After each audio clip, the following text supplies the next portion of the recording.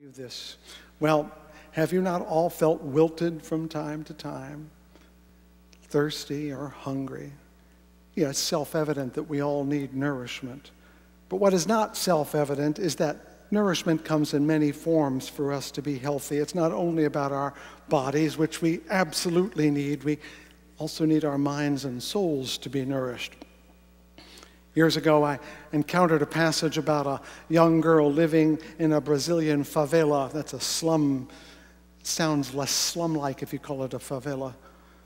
And she was so poor that on one day that week, she'd managed to sell enough refuse to earn enough money to buy one piece of bread. And as she remembers it, she says that before she ate the bread, the world looked colorless and lifeless. And then as she ate it and it went into her body, her ability to see the world changed. It suddenly had color and sound in it. Food not only restores our bodies to life, it restores the world to life. Because if we can't see the world because our hunger blinds us to it, if we cannot hear the music because our thirst is crowding out our memory for beauty, do you see what I mean? That we need to be alert, that when we are not well fed in every sense of the world itself is less alive. Of course, one of the ironies of the world we live in is that there are plenty of people who are well fed physically, but they're not well fed emotionally or spiritually. And I know that they exist because to them the world is not lifeless or colorless, but it's often shadowy and dangerous. These are people who have much in the way of things, but not much in the way of soul.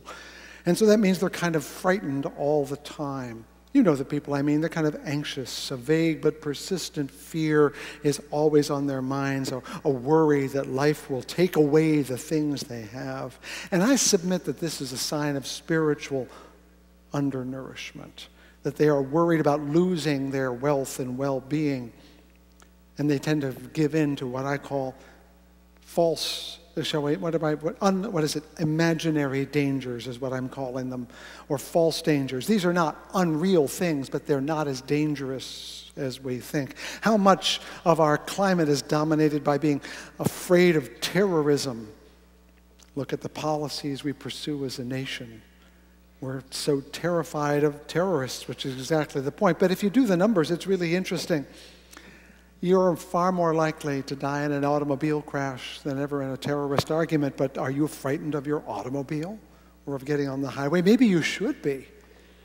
But a false danger is one that's out of proportion with others. But when you're anxious in general, you're afraid of odd things, out of proportion. For example, we hear all the time on the news about people who are child predators, and it's a terrible, terrible thing. Yes, we hear about it and we need to know about it, but did you know that 10 children are assaulted or bullied by other children for every one that's hurt by an adult predator? And yet our concern about bullies, even other children or adults, is a lot less. In fact, it took years to have an anti-bullying law here, but in a moment we can pass a law about child predation.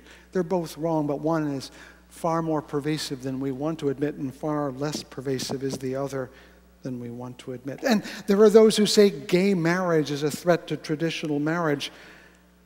And these strike me as the same people who were afraid that racial integration would be the end of society, or that women voting would lead to the collapse of democracy. And I mention all of these things because these are often people who have plenty to eat. They have a secure home. They have enough to provision their bodies, but their souls are in torment.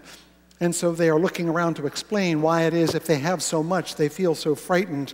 And my point is that spiritually undernourished people are always going to be like this, and no amount of food or money or power will take away their hunger of spirit. They have to be fed differently. They need something else. They need the bread of life. Oh God, there he goes again with the religious language. I can hear you thinking it right now. But the reality is that the term bread of life is not a religious term. When Jesus supposedly spoke these words, he was talking to peasants, people who made their bread every day. Ordinary people, and he used ordinary words that they knew and understood. Far from obscure and mystical, the term bread of life means the thing which nourishes you in your spirit, the way bread nourishes you in your body. It's not a fancy term, it's very simple. The bread of life is the stuff that makes us possible to live without fear, to seek the truth, to look for meaning, to go after purpose. We need things that give us the courage to live, and nourishment is the means to get there, to keep us going on a tough day. What is it we need to keep plugging away when the world says, stop? And that's what praise and blessing are all about. We need that. It's the food of the Spirit. If you're a parent, you can remember this scene. Your 12-month-old is wobbling on two legs, maybe a 10-month-old, and their arms are like this and their knees are wobbling, but you get down on your knees and you open your arms and you smile, and they take one tentative step after another, and they learn to walk because you're saying, that's a good girl. That's a good girl. You can do it. You remember that feeling as a parent, don't you? Do you remember the smile on her face when you did that? How you gave her the courage to move forward, because she didn't trust her legs at all, did she? And there's that gravity thing around to knock her right onto her nose. But there was your face smiling, saying, there's a good girl. And she had the courage to take a step, and then another, and then another. And then she gets a little older, maybe she's in Little League, and she doesn't know if she can hit the ball, and lo and behold, she does, and you're the parent, and you jump up and you cheer, and she looks around at you as she's trying to find first base. And she knows that you are there for her, that your joy is in her life.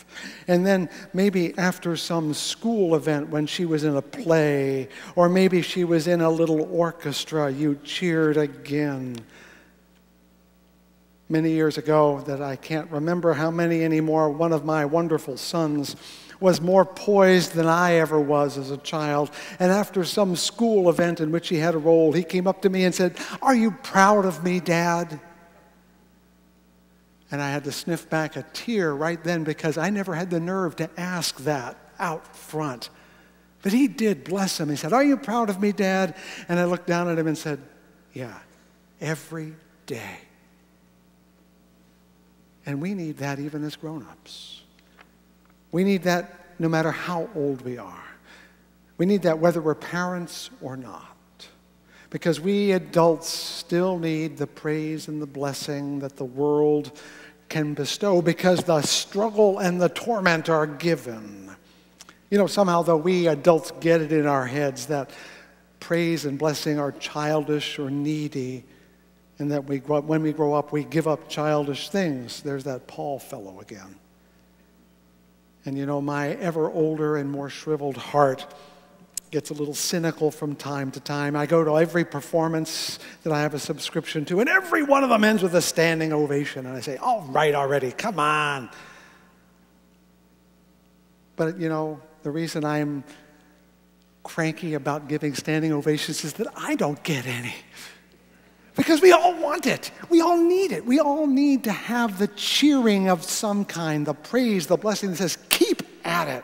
You're doing great. And even when we're not doing great, they say, keep at it. Keep putting one foot in front of the other. We need the praise, whether it's from a mother or a friend, from a workplace. Even just from the next door neighbor saying, great, keep at it. Keep going. Because adults need courage and strength as much as any 2-year-old trying to walk. And the way we get it is to know that what we do matters.